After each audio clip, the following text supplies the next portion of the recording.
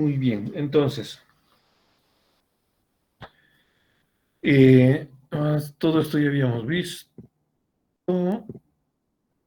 Muy bien, a partir de aquí entonces.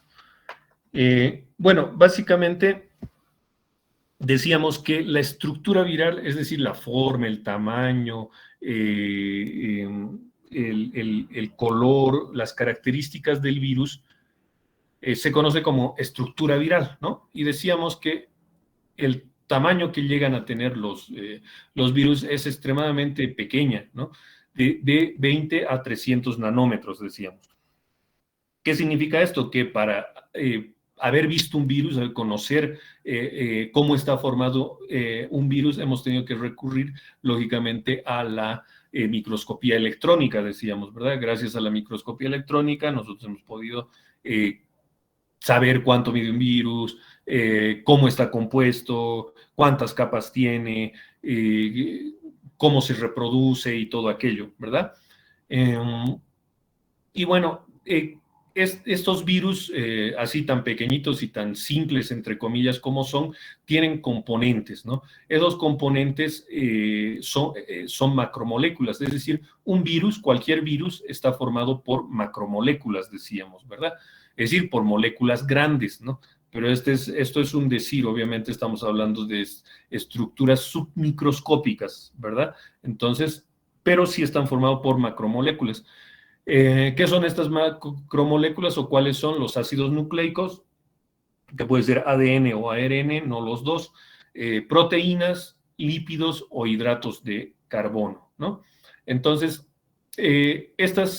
la organización de estas cuatro macromoléculas, ¿no? O de todas estas moléculas van a darnos justamente las características y las propiedades de ese virus, ¿no? Si ese virus resiste más a temperaturas fuertes, qué sé yo, si ese virus es mucho más contagioso, si ese virus muere con las inmunoglobulinas, todo aquello, todas esas características de los virus va a ser gracias a la organización, volvemos a decir, de estas sus macromoléculas, ¿ya? Si hablamos de los tamaños, bueno, aquí tienen un gráfico con una reglita justamente, ¿no? Que va desde lo más chiquitito acá hasta lo más grande, ¿no? 1 centímetro. Y bueno, justamente lo que habíamos dicho, ¿no? Los virus están básicamente en el rango de 20 a 300 nanómetros aproximadamente, ¿no? Aquí está 1 nanómetro, por ejemplo, y está el ejemplo de moléculas pequeñas, ¿no? Moléculas muy chiquititas. Decimos los virus están formados por macromoléculas, moléculas mucho más grandes. Justamente por eso se encuentran en este rango, ¿no? Pero habrá estructuras más grandes todavía que los virus. Aquí están las bacterias, las células de plantas, más grandes que las células animales, lógicamente. Y también habrá estructuras más chiquititas, ¿no? Los organelos de las células, por ejemplo, ¿no? Las proteínas, ¿no? Y todo aquello.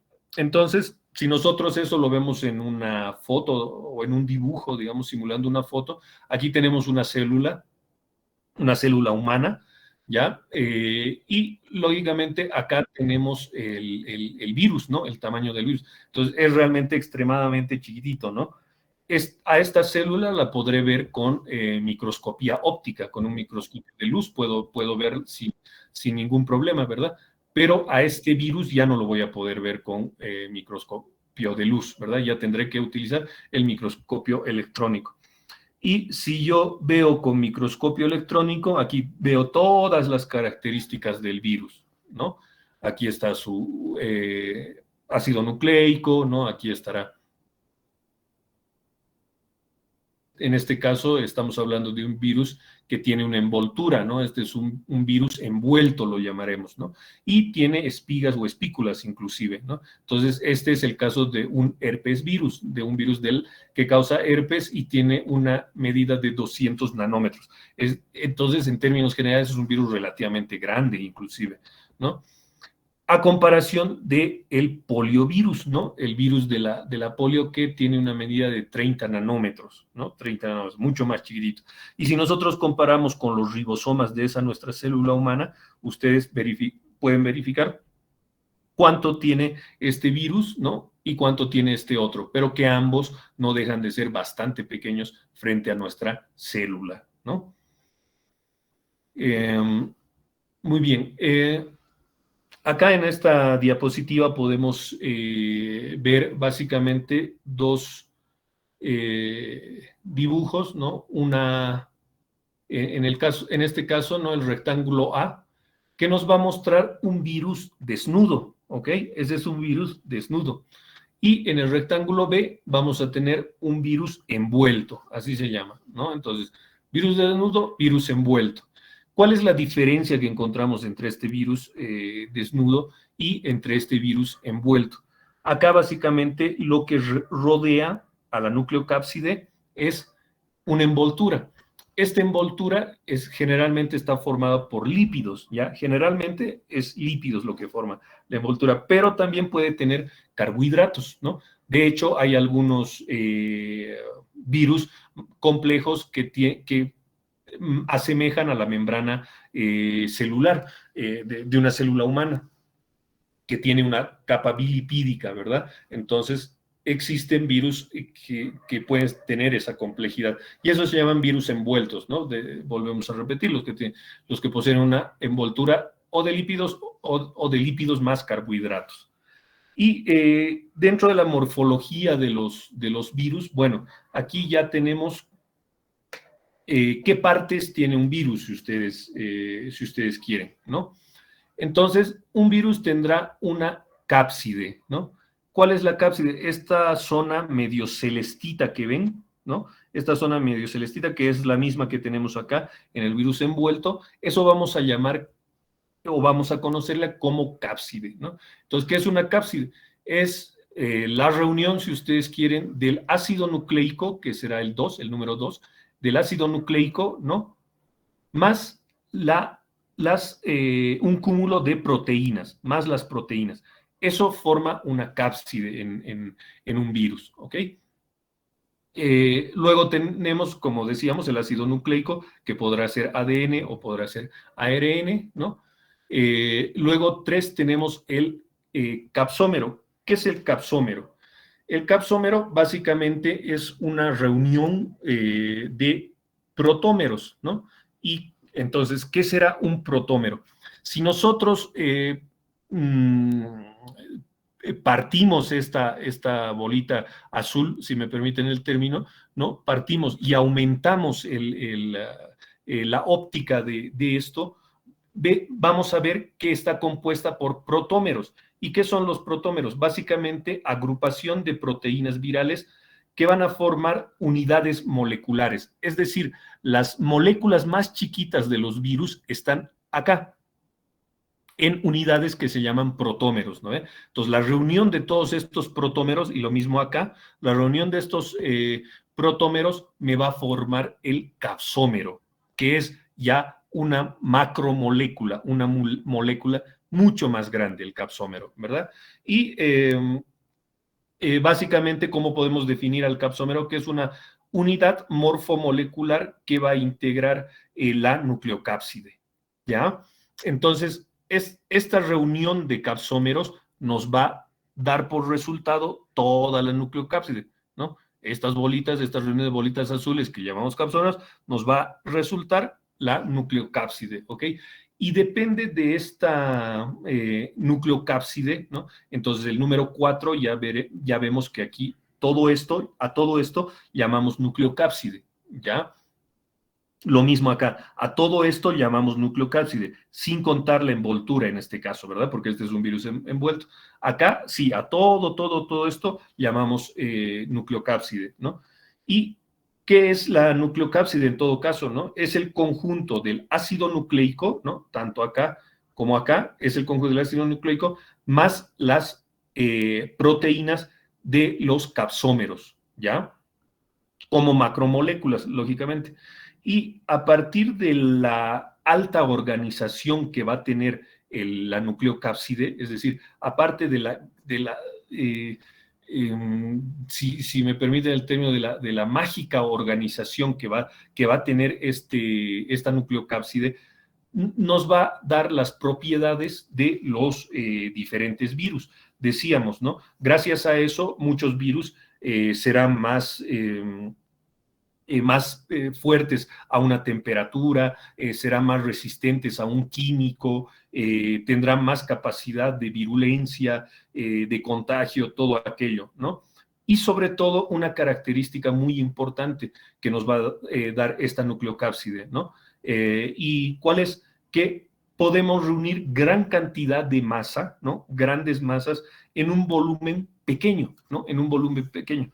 ¿A qué nos referimos? Decíamos, ¿no? Si este es un capsómero y en este capsómero existe protómeros, ¿no? Que son proteínas, moléculas de proteínas chiquititas, ¿no?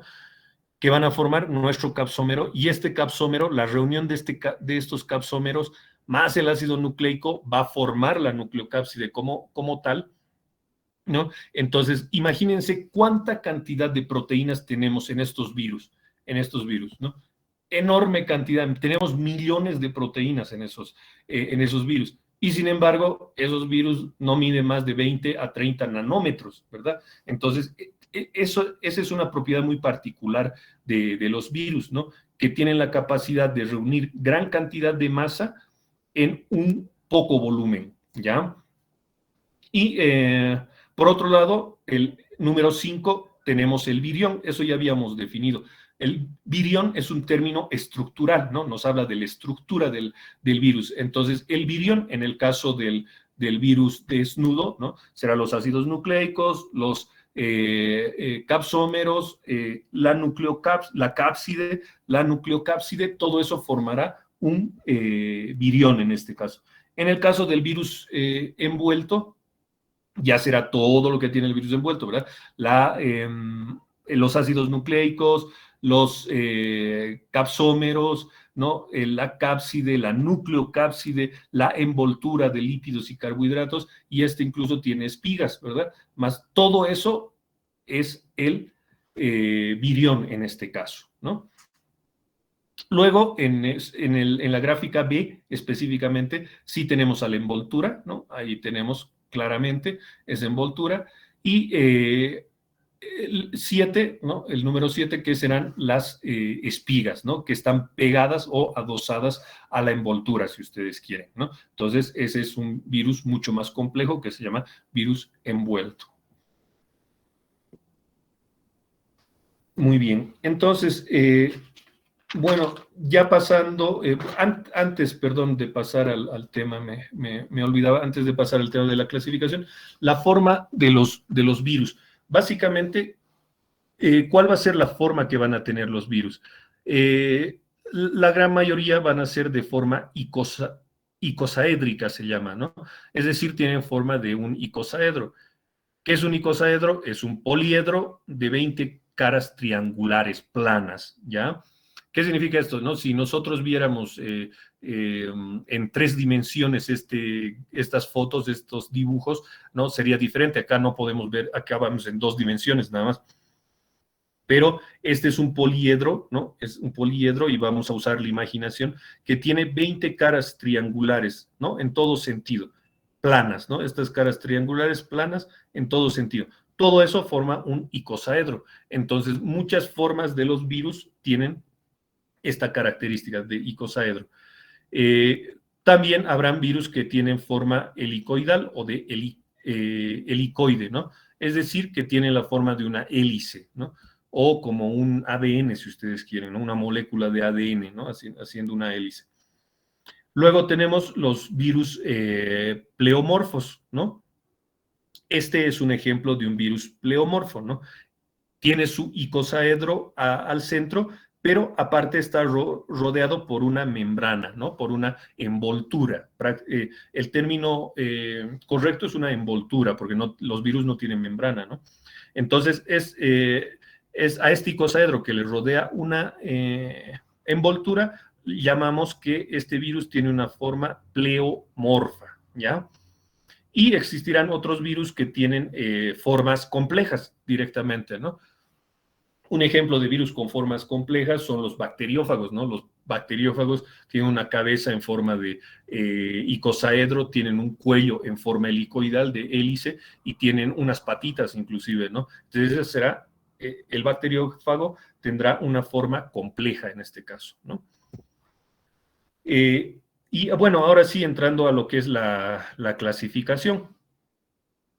Bueno, la clasificación de los virus básicamente puede darse por N variedades, ¿verdad?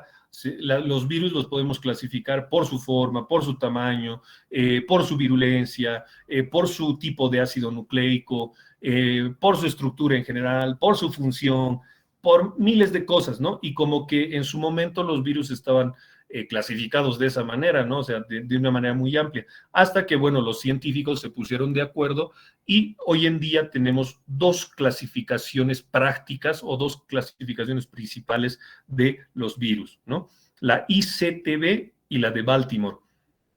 La ICTB, ¿en qué se traduce? Obviamente está en inglés, es la International Committee on Taxonomy of Virus, ¿ya?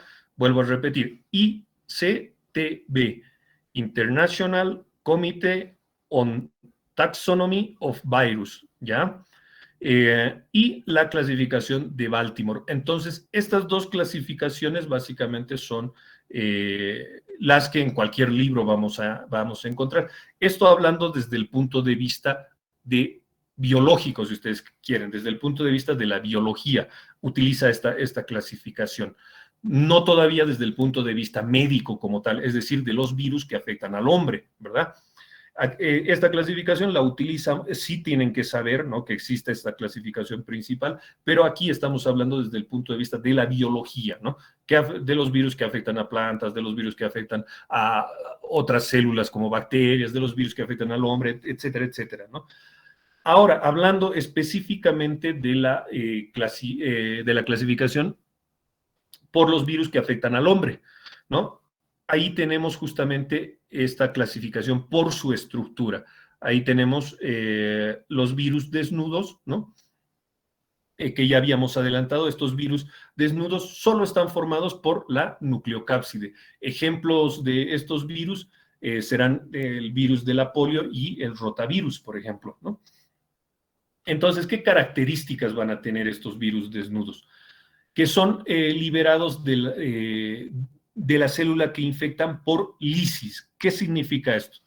Que el virus, ¿no?, por decir una cosa, el rotavirus invade la célula, en este caso la célula intestinal. El rotavirus es el virus que produce diarrea, ¿ya?, que produce la diarrea. Entonces, estamos poniendo un ejemplo, ¿no? Este rotavirus se entra a la célula intestinal, ¿no?, a la célula del intestino, ¿no? Y obviamente en su replicación logra matar esta célula, ¿no? Logra, si me permiten el término, reventar la célula, ¿no?, intestinal. Y de esa manera salen los virus replicados, más cantidad de virus que van a ir a otras células intestinales y van a hacer exactamente lo mismo. Van a penetrar la membrana celular, entran en la célula, se replican, ¿no?, y rompen esta célula, logran la muerte de la célula. Esa es una característica de los virus desnudos. ¿Qué otras características? Obviamente, ya hemos dicho, carecen de envoltura, ¿no?, ya sea lipídica o ya sea de carbohidratos. Siendo más estables a condiciones ambientales. Es decir, que los virus desnudos tienen mayor resistencia a temperaturas altas o temperaturas muy bajas, ¿no? Tiene mayor resistencia a la acidez, por ejemplo. Si nosotros hablamos del tubo gastrointestinal, ¿alguien sabe a qué pH está el tubo gastrointestinal? El estómago, intestinos, el jugo pancreático y demás. ¿Quién me dice? Pues se supone que ya han llevado anatomía, histología, donde se avanza esto, ¿no? ¿Cómo es, muchachos? De 1 a Está 3 bien, en el pH, si no me equivoco, doctor. ¿Perdón? De 1 a 3 si no me equivoco, en el pH. Ya, bueno, básicamente hablamos que tiene un pH ácido, ¿no? Eso significa que, lógico, que tiene que ser menor a 7. Y ese pH va desde 2, ¿no? Desde el ácido clorhídrico tiene un pH de 2, ¿no? Ya en el tubo intestinal ya podemos tener un pH de 4, por ejemplo, ¿no? Porque ahí se junta con la bilis y se junta con el jugo pancreático, ¿no? Formando un pH de 4, pero obviamente es ácido, ¿no? Entonces, estos virus desnudos tienen la capacidad de resistir eso, ¿no? Por eso el rotavirus que causa la diarrea, cuando invade el organismo, la acidez del tubo gastrointestinal no le hace nada, ¿no? Y va a colonizar las células del intestino, justamente, ¿no? También van a tener la capacidad de evadir las proteasas. ¿Qué son las proteasas? Las proteasas son enzimas, ¿no? Que destruyen proteínas, básicamente. Por eso se llaman proteasas, ¿no?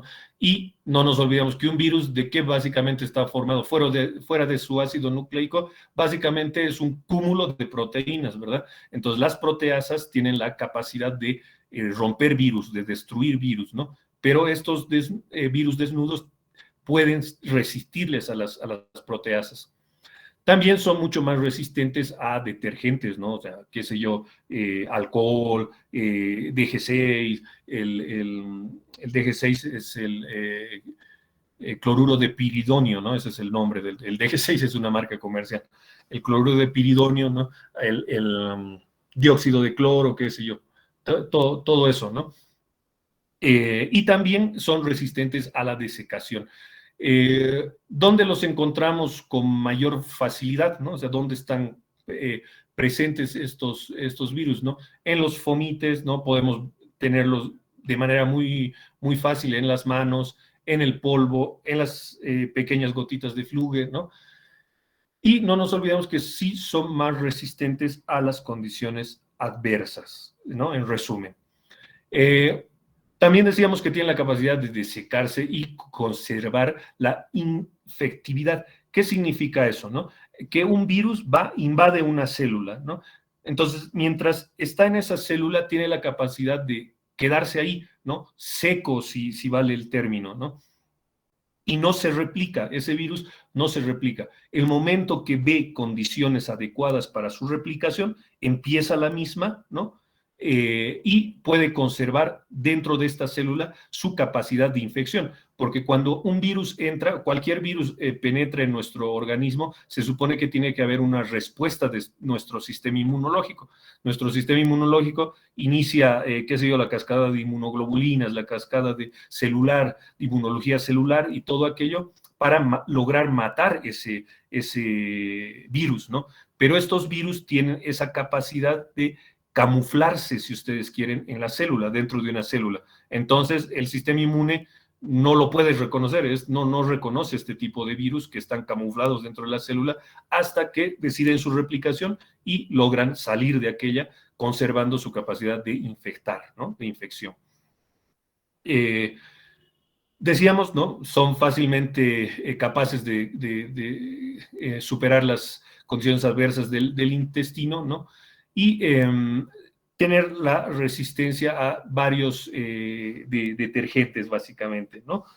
Y bueno, otra cuestión importante, justamente hablando del tema inmunológico, cuando nuestro organismo genera una vía inmunológica de respuesta o una respuesta inmunológica, a los virus desnudos generalmente ataca la inmunidad humoral, ¿ok?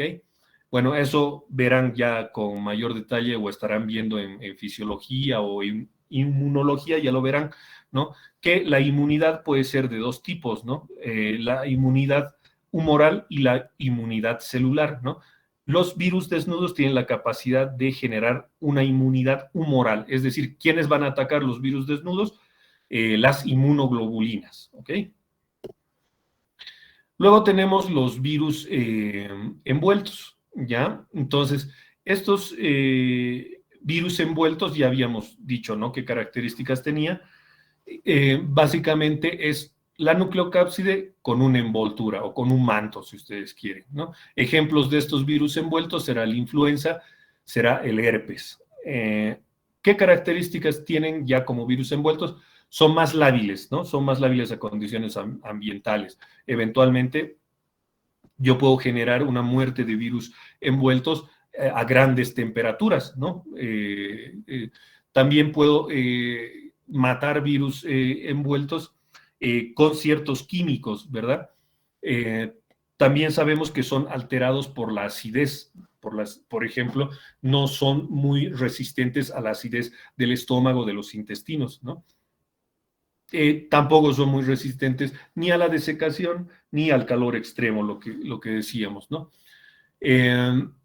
Y bueno, básicamente, ¿por qué se da esta condición? Por la presencia de lípidos, proteínas, glucoproteínas en su envoltura o en su membrana, ¿no? Estos virus, básicamente, ¿qué capacidad van a tener? Van a tener la capacidad de modificar la membrana celular, ¿no? Durante su replicación. Entonces, como bien explicábamos cómo hacen eso los virus desnudos, cómo lo hacen los virus envueltos, ¿no? El virus envueltos invade una célula, ¿no? Una célula humana, la que fuere, ¿no? Pero no la mata, ¿no? Básicamente no la va a matar, sino va a tener contacto con su membrana celular y a partir de este contacto de la membrana celular la va a modificar a la célula, ¿no? La puede modificar a esta célula humana, la va a transformar, si ustedes quieren, ¿no? Y se va a ir, va a desaparecer de la célula infectada por yemación, ¿no? ¿Qué significa esto? ¿No? Que se va a prestar, se va a tomar una pequeña parte de la membrana de la célula humana y va a salir con esa membrana. ¿Y para qué le sirve salirse con esa membrana? Porque de la membrana celular va a generar sus carbohidratos, va a generar sus lípidos para que se conserve adecuadamente su envoltura, ¿no? Y de esa manera irse a otra célula, ¿no? A otra célula. Y de esa manera es como se van a replicar estos virus. Entonces, nuevamente decimos, entran a la célula humana, no la matan, sin embargo, empiezan a replicarse, ¿no? Ya son, qué sé yo, 20, 50 virus, entonces ya ven que es prudente salir de la célula, salen de la célula con un pedacito de membrana, ¿no? No la han matado a la célula, solamente la han modificado, ¿no? La han modificado y han ido a infectar otras células, ¿me entienden, no? Y eventualmente si esa célula ya es una célula que es muy vieja, por ejemplo, ¿no? Entonces sí, en ocasiones se va a dar la lisis celular también, ¿no? En ese caso, o la apoptosis celular. Otra condición de estos virus es que necesitan de humedad, ¿no? Muy difícilmente van a sobrevivir al tracto gastrointestinal, ¿no? Y se van a diseminar por grandes gotitas de fluge, ¿no? Entonces ya más o menos ustedes pueden darse cuenta, por ejemplo, ¿no? El SARS-CoV-2, que ahora está tan de moda, ¿qué tipo de virus será? ¿Será un virus desnudo o será un virus envuelto, ¿no? Dejo la pregunta ahí flotando, ¿no? Entonces decimos que una característica de los virus envueltos es que se diseminan por gotitas grandes de flujo, ¿no? Es decir, cuando hablamos, cuando respiramos, cuando tosemos, etcétera, etcétera, ¿no? Y también es muy común hallarlas en secreciones y están presentes también en trasplantes de órganos o en transfusiones de sangre. Esas son las vías de contagio de estos virus envueltos, ¿no? Y la curación de estas infecciones por los virus envueltos va a depender de ambas respuestas, ¿no? Tanto una respuesta humoral y celular, pero es mucho más frecuente, ¿no? Es mucho más frecuente que la inmunidad celular se despierte cuando somos invadidos por un virus envuelto. Es decir, ¿a qué nos referimos? ¿Quiénes van a actuar? Ahí ya no van a actuar tanto las inmunoglobulinas, sino van a actuar los linfocitos T, los linfocitos, las células natural killer, los monocitos, los eosinófilos, todos aquellos, ¿verdad? Entonces, eso se llama inmunidad celular, ¿no? Típica inmunidad que despiertan los virus envueltos. Pero no nos olvidemos que pueden despertar ambas inmunidades, humoral y celular. Más frecuente es la celular, ¿ya? Entonces, bueno, fuera de esto, entrando un poco en lo que es el ADN de los virus, eso a ver, voy a retroceder aquí un poco, eso me olvidaba, ¿no? En el caso no del ADN, del ácido nucleico de los virus, ¿no? Hablando del punto 2 del ácido nucleico de los virus, ¿no? Que puede estar tanto en los virus desnudos como en los virus envueltos, ¿no? O puede ser ADN o ARN, hasta el cansancio hemos dicho eso, ¿no? ¿Qué pasa cuando tienen dentro de su ácido nucleico al ADN? Es decir, ese virus está formado por un ADN viral, ¿no? Este virus puede ser, ese ADN puede ser monoténico o biténico, ¿ok? Un ejemplo de virus con ADN monoténico es el parvovirus, por ejemplo, ¿no? Un ejemplo de virus con ADN biténico es el herpes virus, por ejemplo, ¿no? Entonces, ¿qué diferencia hay entre un ADN monoténico y un ADN biténico, ¿no? Simplemente el ADN monoténico tiene una sola hélice, ¿no? El ADN biténico tiene dos hélices, ¿no? Se parece más al ADN humano, digamos, ¿no? Pero volvemos a decir, ¿no? Cuando son ADNs virales, pueden ser de estos dos tipos. En cambio, cuando son ARNs, cuando son virus ARN, ¿no? Es decir, este ácido nucleico es un ARN viral, pueden ser monoténicos, biténicos o diploides. Un ejemplo de virus con ARN monoténico, tenemos el virus de la polio, ¿ok? Un ejemplo de virus ARN biténico, tenemos al rotavirus, que ya hemos hablado algo de él. Y un ejemplo de virus diploide, con ARN diploide, en este caso, tenemos a los retrovirus, ¿ok? Lo mismo, ¿no? ¿Qué diferencias tendrán estos tipos de ARN? En este caso, el ARN monoténico tendrá una sola hélice, el ARN biténico tendrá dos hélices. ¿Y cómo será el ARN diploide? Básicamente, va a simular o va a figurar que tiene ambos tipos de ácidos nucleicos, ADN y ARN, pero ese es típico de los que tienen ARN viral. Parecería que tienen ambos ADN y ARN, pero no. Los virus que tienen ARN viral diploide simulan tener ADN, pero no los tienen. O es uno o es el otro. Eso hemos dicho hasta el cansancio, vuelvo a decir. Y un ejemplo de eso es el retrovirus, ¿no? Muy bien. Entonces, bueno, eso me estaba olvidando decirles. Hasta ahí tenemos la clase de hoy. Entonces, bueno, no sé si tienen preguntas. Les aconsejo mucho que pregunten. Adib, te escucho.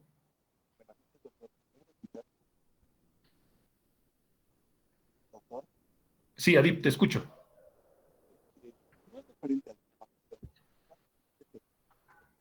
Hola. Adib Eliezer Flores. Sí, doctor, ¿se me escucha? Tu micrófono, no sé si te puedes acercar más a tu micrófono o ponerle más volumen, no te escucho bien.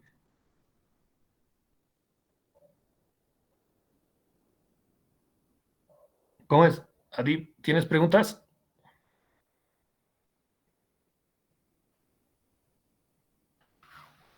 Muy bien, ¿otras preguntas?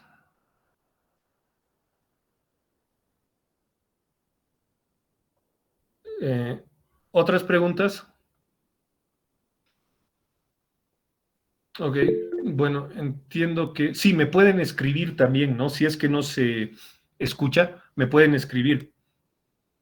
El tema de Adif entiendo que es con el tema del inicio de clases, que no se puede conectar o algo de eso, ¿no? Creo que se olvidó iniciar la clase en la plataforma, dice. No sé si alguien ha tenido algún problema al iniciar la clase. ¿Alguien ha tenido algún problema? Doctor, ¿se podía poner asistencia normal desde el inicio de clases? ¿Verdad? Sí, y eso yo también lo puedo verificar y no ha habido ningún problema, no ha habido ningún problema. En el caso, bueno, no sé, de Adif, eso tienes que revisar mejor, ¿ya? Hay conexiones de Internet que son extremadamente lentas y eso también puede afectar a este tema de que uno trata de conectarse y tiene que esperar mucho para que pueda conectarse como tal. En el caso que pase eso, ustedes estén más pendientes de iniciar su clase unos 10, 15 minutos antes y están ahí esperando, ¿verdad? Hasta que yo inicie la misma. Obviamente yo necesito iniciar la clase para que ustedes también lo puedan hacer, pero entiendo que ninguno ha tenido ese problema y vuelvo a repetir, yo también puedo comprobar eso y no ha habido ningún problema al respecto. Entonces, Adif, tendrás que revisar un poquito ese tema, no sé si con la misma universidad, pero a ver, eso tendrás que ver de cómo lo puedes resolver. Yo mal te puedo decir, porque no ha habido ningún problema con los demás alumnos. Yo mal te puedo decir que haz esto, ¿no? Tal vez en la universidad te pueden solucionar el problema, ¿no? Muy bien. Agustín, te escucho. Buenas noches, doctor. En sí, delante, cuando estaba mencionando la estructura de los virus, Sí, mencionó la espiga. ¿Tiene algún valor o algo en específico que pueda afectar? ¿O porque solamente lo mencionó y bueno, me dio una curiosidad acerca de claro. cuál es su función? Sí, tiene enorme importancia, ¿no? Es lo que decíamos, ¿no? Un virus está formado por macromoléculas, ¿verdad? ¿Qué quiere decir? Ácido nucleico, muchas proteínas, ¿no? Y algunos, aparte de eso, tienen lípidos y carbohidratos, ¿no? Cuando todas estas macromoléculas, estas cuatro cosas se organizan, entonces vamos a tener la complejidad de un virus y las particularidades de un virus, ¿no? Entonces, las espigas o las espículas son típicas de los virus envueltos, ¿no? ¿Por qué? Porque justamente estas espigas están formadas por grupos de carbohidratos y grupos de lípidos como moléculas y además de proteínas. Es decir, una espiga depende del virus también, ¿no? Hay virus mucho más complejos. Depende del virus, estas espigas estarán formados por lípidos, carbohidratos y proteínas, decíamos. Un ejemplo de este virus es el SARS-CoV-2 justamente, ¿no? Por ende, el SARS-CoV-2 será un virus envuelto, ¿verdad? Y si ustedes se ponen a analizar, todas las características que hemos dado de virus envueltos, entra el SARS-CoV-2, ¿no? El que produce el COVID.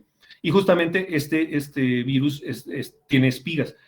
En su espiga, ¿no? En su espiga o en su espícula está la capacidad, ¿no? De contagiar o la capacidad de virulencia del SARS-CoV-2. Entonces, obviamente, estas espigas tienen una funcionalidad muy importante en los virus, que sí las tienen, porque hay virus que no tienen espigas, ¿no? Y no por eso no van a crear enfermedad o no van a ser tan graves, ¿no? El virus de la polio, o sea, ¿cuánta gente antes de que haya vacuna contra el polio, ha tenido muchas complicaciones o se ha muerto por polio, por ejemplo, ¿no? No tengo el dato específico de cuánta gente ha llegado a fallecer o a tener complicaciones por polio, pero, por ejemplo, no es un virus que tenga espigas en este caso, ¿no? El SARS-CoV-2 sí tiene espigas y ahí está su capacidad de virulencia, ¿no? El SARS-CoV-2 tiene o ha tenido esa capacidad invadir los neumocitos tipo 2, de preferencia, que son las células pulmonares, y mediante, decíamos, ¿no? Los virus envueltos tienen la capacidad de no matar a la célula. Se entran a los neumocitos tipo 2, no las matan, se replican, ahí se replican, y estos neumocitos tipo 2 ya quedan modificados, ya quedan alterados, quedan, qué sé yo, quedan diferentes, si ustedes quieren. Y el sistema inmune, nuestro sistema inmune, ataca a nuestros neumocitos tipo 2, porque ya no los reconoce como propios, ¿no? Y estos virus han ido a, qué sé yo, a contaminar a otros neumocitos más, ¿no? Entonces, por eso ha sido tan complejo el dar una respuesta, y es tan complejo el dar una respuesta, por ejemplo, al SARS-CoV-2, ¿no? Porque tienen la capacidad de camuflarse en el neumocito tipo 2, replicarse ahí, salir sin matar al neumocito tipo 2, y el sistema inmunológico va y mata a los neumocitos tipo 2, pero no mata al SARS-CoV-2 como tal, ¿verdad? Al SARS-CoV-2 prácticamente no lo toca, ¿no? Entonces, por eso es tan complejo esta situación. Inclusive, por eso hay muchos medicamentos que un paciente, se decía, ¿no? En la primera ola, que un paciente tenía que dejar muchos de sus medicamentos que tomaba, antihipertensivos, o si tomaba antidiabéticos orales, y muchos medicamentos tenía que dejarlos por este tema de que iban a modificar diferentes tipos de células, no solo las respiratorias, ¿no? Entonces, ese es un ejemplo de la importancia de las espigas. Muy bien, después aquí tenemos Joana